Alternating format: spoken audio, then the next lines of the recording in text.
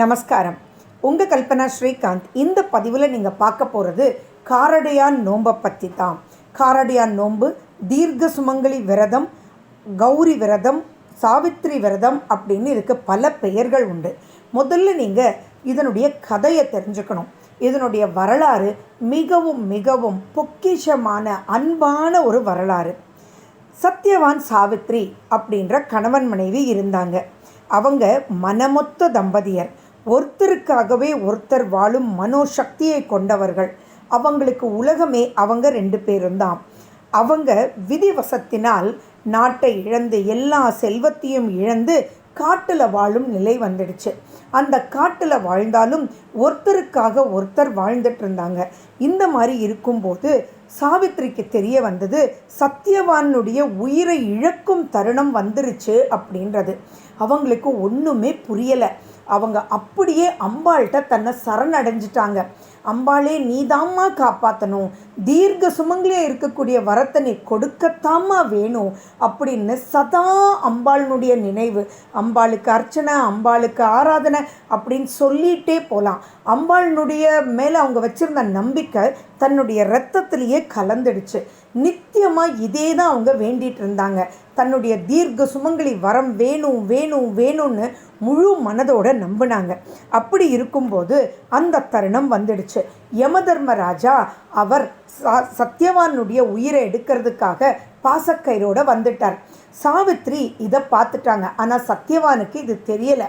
அவர் பாசக்கயிறை வச்சு சத்யவானுடைய உயிரை எடுத்துட்டு தன்னுடைய லோகம் போக புறப்பட்டார். பின்னாடியவே சாவித்ரி வரதையும் பார்த்தார். ஆச்சரியமாயிடுச்சு, எப்படிரா ஒரு மானுடன் இந்த மாதிரி வர்றாங்கன்னு. அப்போ அவருக்கு தெரியலை, அம்பாளுடைய வரத்தினால தான் இந்த சக்தி சாவித்ரிக்கு கிடைச்சிருக்குன்னு. சாவித்ரியோ தர்க்கம் பண்ணிக்கிட்டே பின்னாடி யமதர்மலை ஃபாலோ பண்ணிட்டு போனாங்க. அந்த தர்க்கம் அவர்னால் தாங்கவே முடியல. அம்மா, என்னம்மா வேணும் உனக்குன்னு எவ்வளவு சமாதானங்கள் சொல்லியும் சாவித்ரி கேட்குற மாதிரி இல்லை.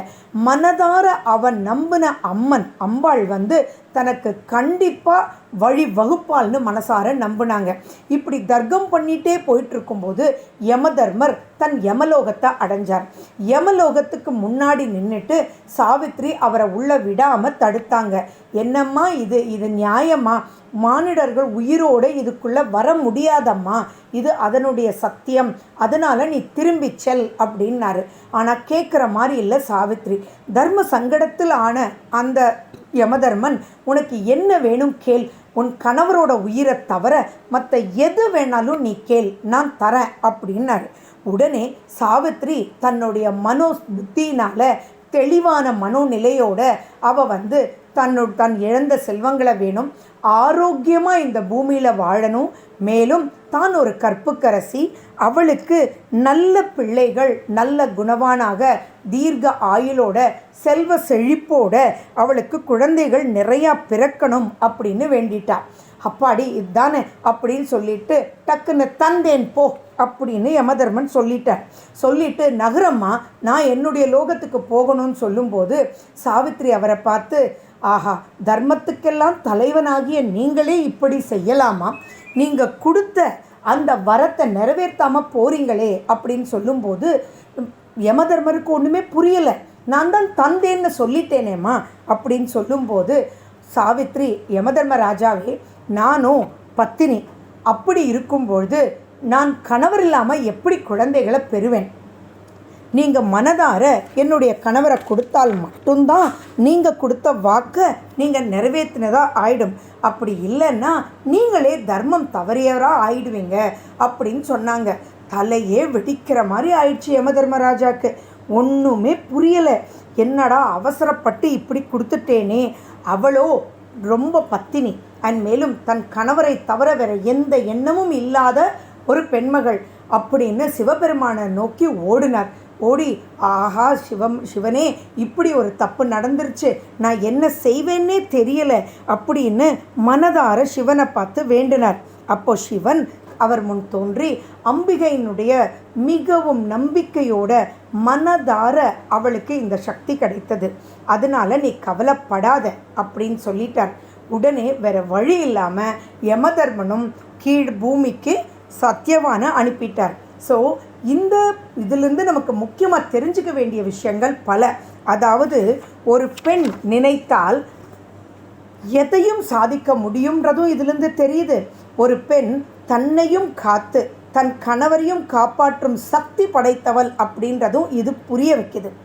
ஸோ அந்த மாதிரி அவர் பூமிக்கு வேறு வழியே இல்லாமல் யமதர்மராஜா சத்தியவானை அனுப்பிட்டார். ஸோ அந்த வரத்திலேயே அவள் வாங்கிட்டு வந்த மற்ற வரமும் உள்ளே வந்துடுச்சு இல்லையா? அதனால் அவங்க ஆட்சி ஆண்டாங்க. ரொம்ப அற்புதமாக சீரும் சிறப்புமாக செல்வந்தர்களாக தன்னை நம்பி வந்த அனைவருக்கும் இந்த அம்பாளினுடைய விரதத்தை அவங்க சொல்லி கொடுத்து, அவங்க காட்டில் இருந்ததுனால அந்த விரதத்தை அவங்க எப்படி பண்ணினாங்களோ அதை சொல்லி கொடுத்து, அந்த விரதத்தை நம்ம பண்ணும்பொழுது மனதார தீர்க்க சுமங்கலியாக அன்பும் ஆதரவும் ஆசையும் மனதார ஒருத்தர் லயிச்சு வாழ்வதற்கு தீர்க்க சுமங்கலி வரம் பெறுவோம் அப்படின்றது தான் இந்த கதையினுடைய வரலாறு. இந்த கதையை நம்ம ஒவ்வொரு காரடையான் நோம்பின் போதும் மாசியும் பங்குனியும் சேர்ற நாள் தான் இந்த காரடையான் நோம்புன்னு சொல்கிறது. அன்னைக்கு மனதார இந்த கதையை கேட்டு விரதம் இருந்து தாலி சரடம் மாற்றும் போது தீர்க்க சுமங்கலியாகவும் ஆரோக்கியமாகவும் இருப்போம் அப்படின்றதுல எந்தவித சந்தேகமும் இல்லை. சரி, கல்யாணமானவங்க மட்டும்தான் இதை பண்ணணுமா அப்படின்னா, கல்யாணம் ஆக வேண்டிய பெண்களும் இந்த விரதத்தை மேற்கொள்ளலாம். அப்படி மேற்கொள்ளும் போது அவங்களுக்கு நீண்ட ஆயுளோடையும் நல்ல ஆரோக்கியத்தோடையும் மனமொத்த தம்பதியராக ஒருவரோடு ஒருவர் வாழும் அளவுக்கு இருக்கக்கூடிய ஒரு ஆண்மகனை தேடி கொண்டு வந்து கொடுப்பாள் அந்த அம்பிகை. இந்த பதிவை சேவ் பண்ணி வச்சுக்கோங்க. ஒவ்வொரு வருஷமும் இந்த கதையை கேளுங்க. அதுக்காக தான் இதை உங்களுக்கு ஒரு தனி பதிவாக கொடுத்துருக்கேன்.